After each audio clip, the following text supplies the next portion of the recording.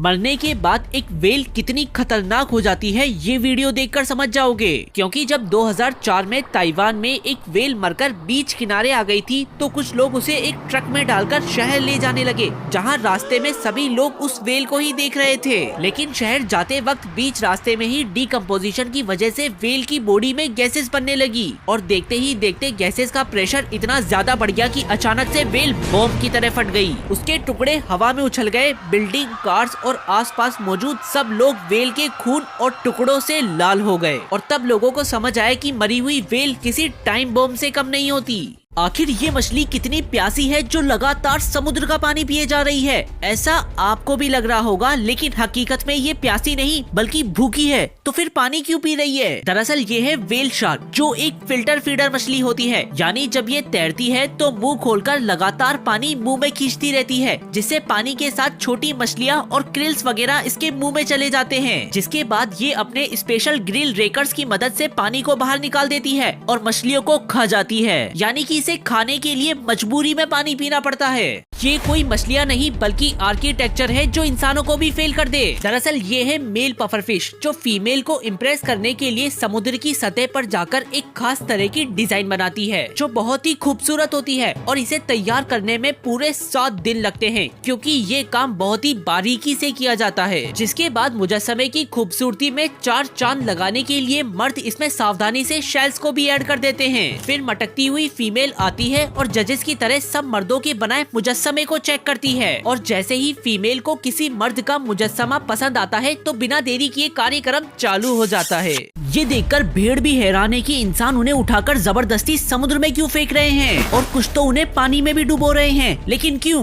अक्सर भेड़ के बालों में पैरासाइट वगैरह चिपक जाते हैं, जिससे भेड़ बीमार हो सकती है। इसीलिए कुछ किसान केमिकल वाले पानी में भेड़ की 2-3 डुबकी लगवाते हैं ताकि उनकी बॉडी पर लगे पैरासाइट मर जाए। वहीं कुछ लोग तो उन्हें समुद्र में फेंक देते हैं ताकि सोल्टी वाटर भेड़ की बॉडी पर लगे 99.99% पैरासाइट का सफाया कर दे।